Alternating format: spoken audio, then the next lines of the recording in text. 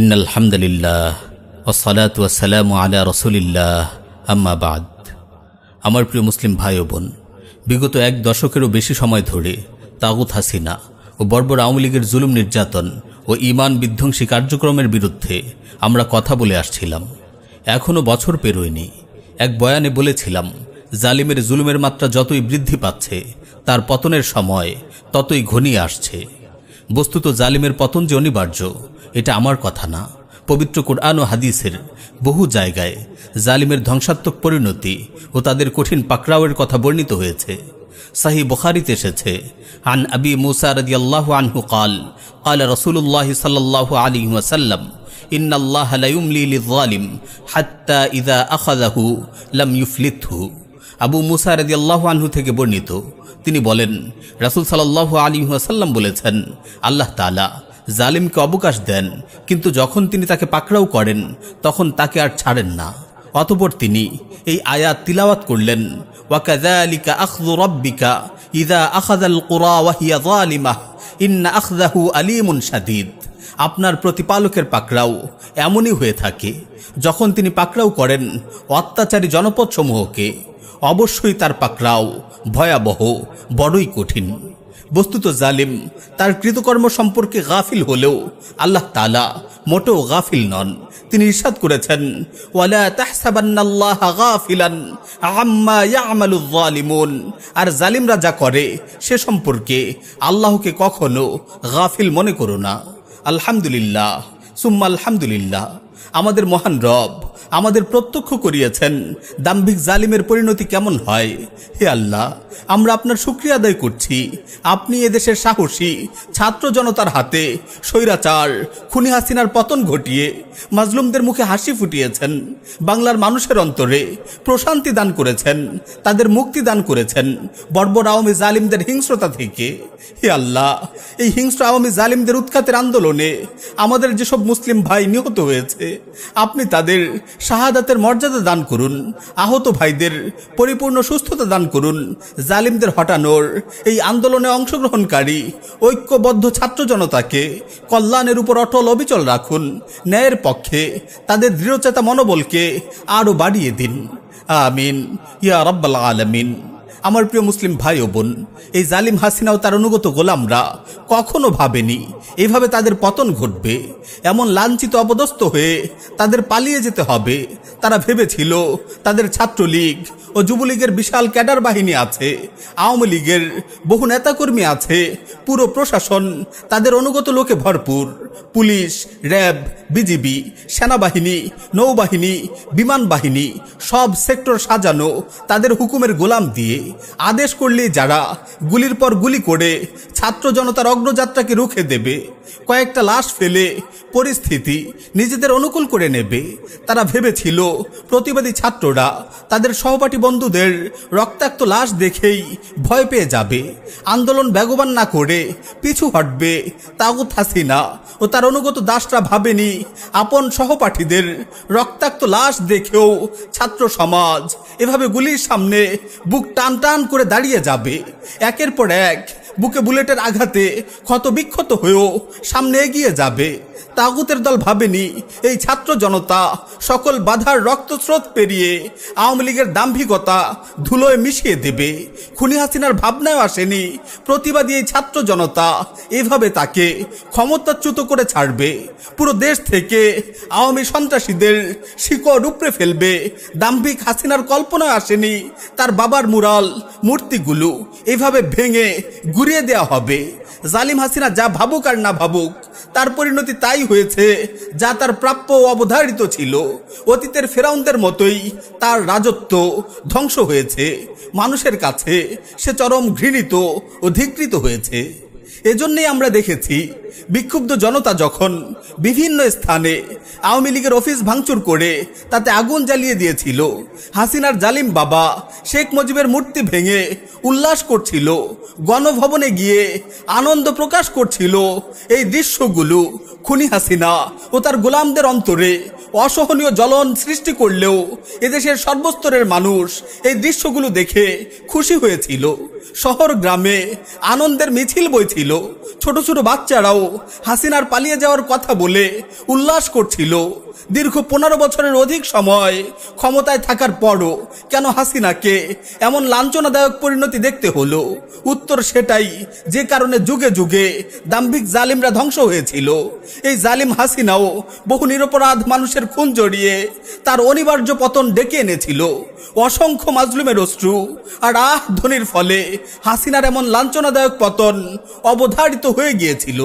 আমার প্রিয় মুসলিম ভাই ও বোন, রক্তক্ষেকো, স্বৈরাচার, হাসিনার খুন জুলুমের কালো অধ্যায়ের ফিরিস্তি অনেক দীর্ঘ। পিলখানার ট্র্যাজেডি, শাপলা চত্বরের হত্যাকাণ্ড, নিরাপদ সড়ক আন্দোলন ও কোটা সংস্কার আন্দোলনে শিক্ষার্থীদের উপর হামলা, গণহত্যায় খুনি হাসিনার নাম লেখা থাকবে ইতিহাসের কালো পাতায়। তাগুত হাসিনা তার শাসন আমলে রাম, বাম ও নাস্তিকদের প্রতি বেশি সহানুভূতিশীল ছিল। এজন্যই সে নাস্তিকদের পক্ষ নিয়ে কুখ্যাত সাতিম রাজীব নামক নরপিশাচকে দ্বিতীয় মুক্তিযুদ্ধের প্রথম শহীদ বলেছিল। আর নাস্তিক সাতিমদের শাস্তির দাবিতে আন্দোলনকারী দেশের ওলামায়ে কেরাম ও তালিবুল ইলমদের উপর বর্বর জুলুম নির্যাতন চালিয়েছিল। এই খুনি হাসিনার নির্দেশে 2013 সালের 5ই মের কালো রাতে শাপলা চত্বরে অবস্থানরত দেশের আলেম সমাজের উপর নৃশংস হামলা চালানো হয়েছিল। ভাস্কর্যের নামে যত্রতত্র মূর্তি নির্মাণের বিরোধিতা করায় আলিমদের গ্রেফতার করে কারাগারে বন্দী করে রেখেছিল জালিম হাসিনার গোলাম বাহিনী। দিনের পর দিন তারা আলিমদের রিমান্ডে দিয়ে নির্মম নির্যাতন চালিয়েছিল। গুজরাটের কসাই নরেন্দ্র মোদীর বাংলাদেশে আগমনের বিরোধিতায় মিছিলকারী মাদ্রাসার ছাত্রদের লক্ষ্য করে তারা গুলি চালিয়েছিল। বেশ কয়েকজন ছাত্রকে হত্যা করে তাগুত হাসিনা সরকার কসাই মোদীর প্রতি আনুগত্য ও ভালোবাসার প্রমাণ রেখেছিল। এদেশে উগ্র হিন্দুত্ববাদের মিশন বাস্তবায়নে তাগুত হাসিনা ছিল মোদীর একান্ত আস্থাভাজন সহচর। বাংলাদেশের স্বার্থকে উপেক্ষা করে ভারতের স্বার্থকে প্রাধান্য দিত উগ্র হিন্দুত্ববাদের দোসর হাসিনা। তাগুত হাসিনা সরকার রাজাকার নির্মূলের নামে বাংলাদেশ জামায়াত ইসলামের শীর্ষ নেতাদের ফাঁসিতে ঝুলিয়ে হত্যা করেছিল। জননন্দিত আলিমে দিন আল্লামা দিলাওয়ার হোসেন সাইদি রাহিমাহুল্লাহকে বছরের পর বছর জেলে বন্দী করে নির্মম নির্যাতন করেছিল। অবশেষে চিকিৎসার নামে তাকে হাসপাতালে এনে পরিকল্পিতভাবে খুন করেছিল। তার লাশের সাথেও নির্দয় অমানবিক আচরণ করেছিল। ঢাকায় তার জানাজা পড়তে দেয়নি। তাগুত হাসিনা সরকার জঙ্গি ট্যাগ দিয়ে নির্ভীক আলেমে দিন শেখ জসিমউদ্দিন রহমানী হাফিজউল্লাহ সহ বহু আলিম তালিবুল ইলমদের বছরের পর বছর জেলে বন্দী করে রেখেছিল। মুসলিম সংখ্যাগরিষ্ঠ দেশে তারা মুসলিমদের দিন পালনে নানানভাবে হয়রানি করত। দাড়ি রাখা, পুরুষদের টাকনুর উপর কাপড় পরিধান করা, নারীদের হিজাব পরিধান করা, দিনী বই পুস্তক পাঠ করা, ভার্সিটিতে দিনী সেমিনারের আয়োজন করা, দিনী দাওয়ামূলক কার্যক্রমে অংশগ্রহণ, এগুলোও ছিল তাদের চোখে জঙ্গিবাদী কর্মকাণ্ড। মসজিদের মিম্বার ও ওয়াজ মাহফিলগুলোতে আলিম দাঈদের হক কথা বলার ক্ষেত্রে বাধা প্রয়োগ করত আওয়ামী গুন্ডারা। পাড়া মহল্লায় ওয়াজ মাহফিল আয়োজনেও তাগুত প্রশাসনের অনুমতি নিতে হতো। আওয়ামী দুঃশাসনের সময় দিন পালনে যেমন মানুষ বাধার সম্মুখীন হতো, পার্থিব নানান কাজেও হয়রানির শিকার হতো। ব্যবসা বাণিজ্য, জমি কেনা বেচা, বাড়িঘর নির্মাণ, অফিস আদালত সকল ক্ষেত্রে আওয়ামী জালিমরা সাধারণ জনতার উপর প্রভাব খাটিয়ে শোষণ নিপীড়ন চালাতো। আওয়ামী সন্ত্রাসীরা হাটবাজারগুলো নিয়ন্ত্রণ করত। ক্রেতা বিক্রেতাদের কাছ থেকে নানানভাবে তারা চাঁদা আদায় করত। দুর্নীতিবাজ আওয়ামীপন্থী আমলাদের কারণে অফিস আদালতগুলো ঘুষ আর দুর্নীতির আখড়ায় পরিণত হয়েছিল। চাকরির নিয়োগে ছিল দুর্নীতি আর বৈষম্য। লীগপন্থী অযোগ্য অথর্ব লোকগুলো সরকারি চাকরিতে সহজে নিয়োগ পেত। আওয়ামী দুঃশাসনের সময় শিক্ষা প্রতিষ্ঠানগুলো অনিরাপদ ও অস্থিতিশীল হয়ে উঠেছিল। হল দখল, সিট বাণিজ্য, ক্যান্টিনে বিশেষ সুবিধা গ্রহণ, তুচ্ছ কারণে ক্যাম্পাস জুড়ে মারামারি, এভাবে দলীয় প্রভাব খাটিয়ে ছাত্রলীগের সন্ত্রাসীরা সাধারণ শিক্ষার্থীদের উপর জুলুম নিপীড়ন চালাতো। বুয়েটের মতো শিক্ষা প্রতিষ্ঠানে উচ্চ শিক্ষা গ্রহণ করতে এসে মেধাবী ছাত্র আবরার ফাহাদ ছাত্রলীগের কর্মীদের হাতে খুন হলো। এভাবে সমাজের রন্ধ্রে রন্ধ্রে ছেয়ে গিয়েছিল আওয়ামী সন্ত্রাসীদের জুলুম নিপীড়ন আর খুন ধর্ষণ। তাদের বিরুদ্ধে কেউ মুখ খুললেই তাকে গুম খুনের ভয় দেখাতো। কত নিরপরাধ মানুষকে তারা গুম করে রেখেছিল। আমার প্রিয় মুসলিম ভাই ও বোনেরা, আপনারা জালিম হাসিনার টর্চার সেল ও গুম করে রাখার স্থান আয়নাঘরের কথা নিশ্চয়ই শুনেছেন। সেখান থেকে মুক্তি পাওয়া মাজলুম মানুষগুলোর নির্মমভাবে নির্যাতিত হওয়ার হৃদয় বিদারক কাহিনীগুলো পড়েছেন। মাজলুমানের এই লেখাগুলো পড়ে যে কারো গা শিউরে ওঠে, চোখ দিয়ে অনবরত অশ্রু ঝরে। বর্বর হাসিনার নির্দেশে তার পাষণ্ড হায়নারা মাজলুম বন্দীদের সাথে কত পাশবিক আচরণ করত। জোরপূর্বক স্বীকারোক্তি নেয়ার জন্য মাজলুম বন্দীদের তারা ইলেকট্রিক শক দিত, নখ উপড়ে ফেলত, উলঙ্গ করে লজ্জাস্থানে আঘাত করত, তাদের গায়ে গরম পানি ঢালত, আঘাতের পর আঘাত করতে করতে তাদের অজ্ঞান করে ফেলত। প্রচণ্ড পিপাসার্ত অবস্থায় মাজলুম বন্দীরা যখন একটু পানি চাইতো, হিংস্র হায়নাগুলো তখন তাদের অকথ্য ভাষায় গালিগালাজ করত। কখন কোন নামাজের সময় হতো, কখন রমাদান কিংবা ঈদ আসতো, এগুলো কিছুই তারা বন্দীদের বুঝতে দিত না।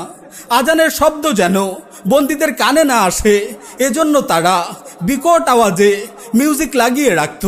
কেউ কুরআন তিলাওয়াত করতে চাইলেও তাকে বাধা দিত। রোজা রাখার জন্য একটু খাবার কিংবা পানি চাইলে ধমকার গালি দিত। পচা নষ্ট খাবার খেতে বন্দীদের বাধ্য করত। প্রচণ্ড জ্বর আর ব্যথায় কাতরাতে থাকা বন্দীদের আর্তনাদেও তাদের হৃদয় গলত না। অসুস্থ বন্দীদের সাথেও তারা পাশবিক আচরণ করত। এভাবে রাত দিন মাজলুমরা নির্মম নির্যাতন সয়ে যেত, আর কাঁদতে কাঁদতে অশ্রুতে তাদের পুরো শরীর ভিজে যেত। মাজলুমদের বুক ফাটা সেই আর্তনাদ, রাতের আধারের সেই করুণ কান্না, আহত ক্ষতবিক্ষত শরীরের সেই গোঙানি শব্দ তাদের মালিক ঠিকই শুনেছেন এবং তাদের জন্য উত্তম ব্যবস্থা করেছেন। সহিহ বুখারীতে এসেছে, আব্দুল্লাহ বিন আব্বাস রাদিয়াল্লাহু আনহু থেকে বর্ণিত, নবী করিম সাল্লাল্লাহু আলাইহি ওয়াসাল্লাম যখন মুআজ রাদিয়াল্লাহু আনহুকে ইয়েমেনে পাঠান, তখন তাকে বললেন, ইত্তাকি দাওয়াতাল মাজলুম ফাইন্নাহা লাইসা বাইনাহা ওয়া বাইনাল্লাহি হিজাব। মাজলুমের ফরিয়াদকে ভয় করবে, কেননা তার ফরিয়াদ এবং আল্লাহর মাঝে কোনো পর্দা থাকে না। হ্যাঁ, মাজলুমের ফরিয়াদ আল্লাহ কবুল করেছেন, জালিমের পতন ঘটিয়েছেন। আজ মাজলুমদের মুখে হাসি ফুটছে, আর জালিমরা ভয়ে পালিয়ে বেড়াচ্ছে। দুনিয়া ও আখিরাতে জালিমরা তাদের কৃতকর্মের বদলা পাবেই পাবে। আওয়ামী লীগের সাধারণ নেতাকর্মীদের বলছি, তাগুত হাসিনা ও তোমাদের দলের এমন লাঞ্ছনাদায়ক পরিণতি দেখেও কি তোমরা শিক্ষা নেবে না? আমার বড় অবাক লাগে, এখনো কিভাবে এই রক্তখেকো খুনি হাসিনার জন্য তোমরা মায়া কান্না করো। এই খুনি মহিলাকে ফিরিয়ে আনতে শপথ ও অঙ্গীকার করো। তবে কি তোমাদের মাঝে মানুষত্বের ছিটি ফোঁটাও নেই? তোমরা কি এই খুনি হাসিনার নৃশংসতার ফিরিস্তি সম্পর্কে জানো না? নাকি সব কিছু জানা সত্ত্বেও তাগুত হাসিনার গোলামি করে চলেছ? তাগুত হাসিনার গোলামি করে দুনিয়াতে তোমরা আর কিসের আশা করছো? এখনো সময় আছে।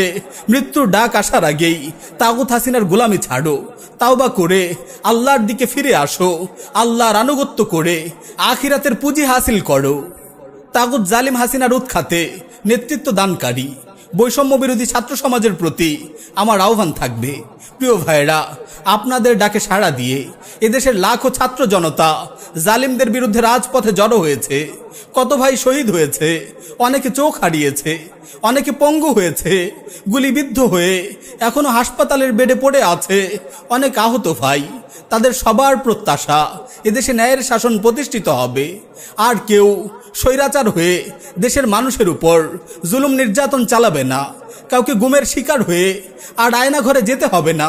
নিরপরাধ কাউকে কারাগারে বন্দী দশায় জীবন কাটাতে হবে না।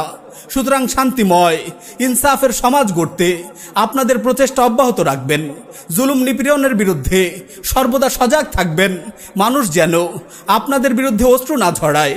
যে জুলুম নিপীড়নের কারণে জালিম হাসিনা ও আওয়ামী লীগের পতন হয়েছে, আগামীতেও কেউ যদি এমন জুলুম নিপীড়ন চালায়, তাদের পরিণতিও জালিম হাসিনার মতোই হবে।